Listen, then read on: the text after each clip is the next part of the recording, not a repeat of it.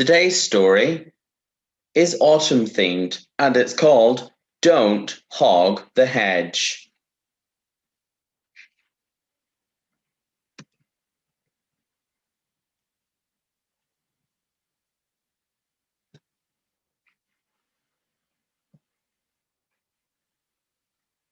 Goodness me, snorted Hattie the Hedgehog.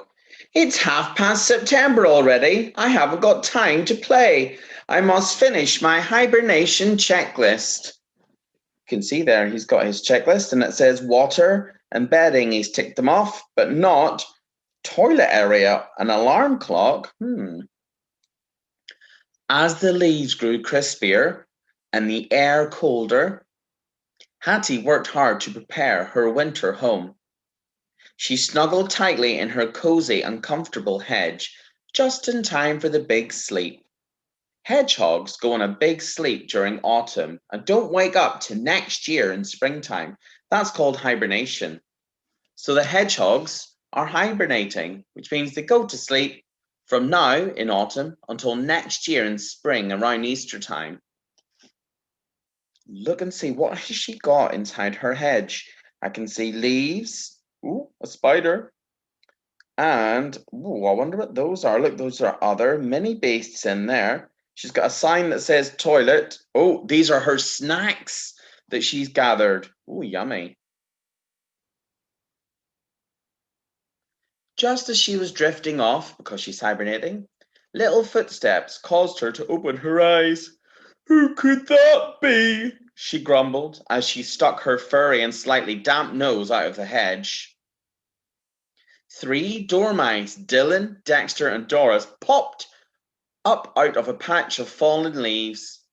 We were just admiring the beautiful home you have made, Dylan squeaked. Could we stay here for the big sleep too?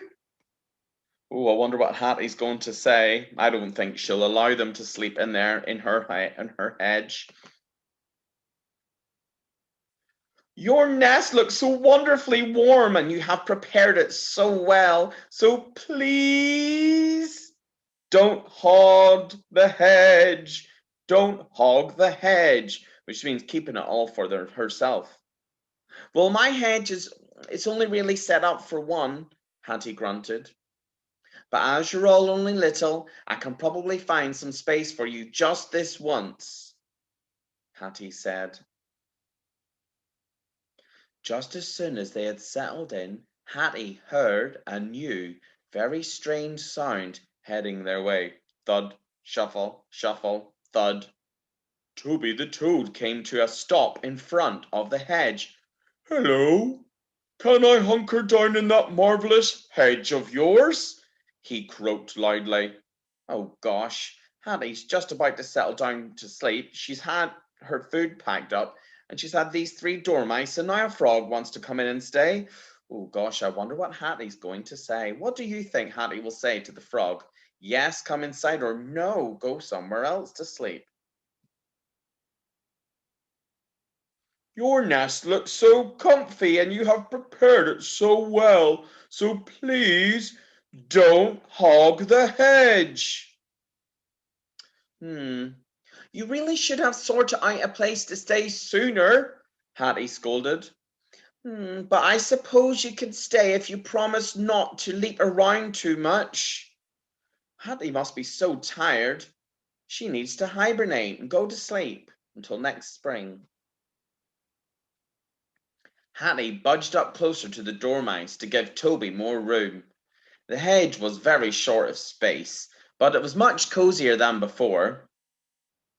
Thank you so much for sharing with us, Doris said. You're my hero, Toby declared. As the animals thanked her, Hattie's prickly mood began to change.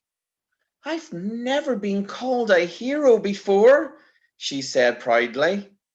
Oh, wow, how special. She happily snuggled down tight into her leafy bed with her new companions. But just as her tired little eyes gently closed, bzzz, bzzz, a bumblebee appeared. Sorry to disturb you, she called. But I can see the home you've made is quite simply fit for a queen. And well, here I am, Queen Beatrice. Oh no, I'm not going to let a bumblebee in. Well, would you let a bumblebee in if you were Hattie the Hedgehog? Oh, it'd be buzzing around everywhere. Let's see what she says. Oh, there's the bee. Your nest looks so safe and you have prepared it so well, so please don't hog the. Yeah, you don't need to ask, Your Majesty, Hattie chuckled. Just come on in and make yourself at home. Look at Hattie's hedge. It's very busy now. You've got the dormice, the frog, the bee. Oh, look, there's a little spider. They all need to sleep and hibernate before it gets any colder.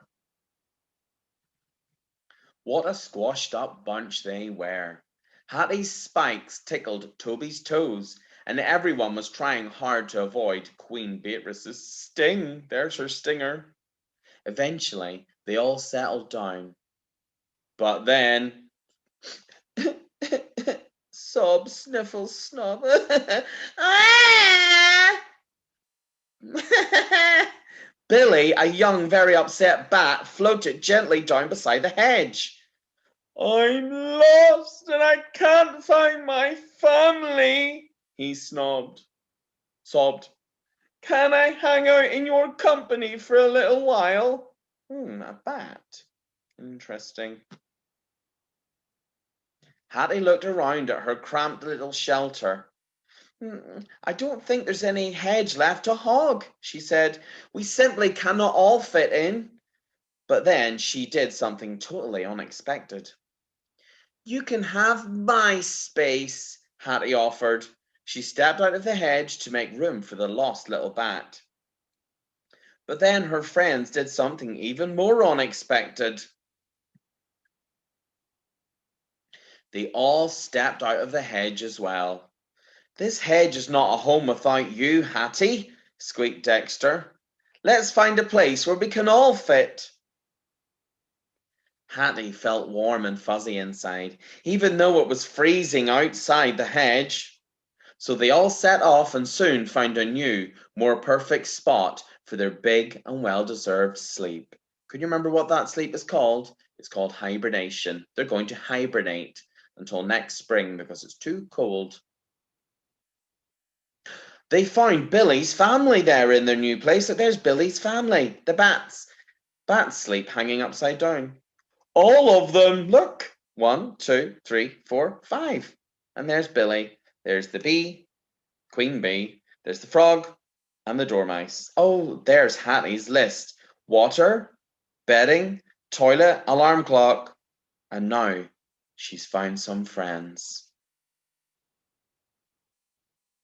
And that was the story of Don't Hog the Hedge.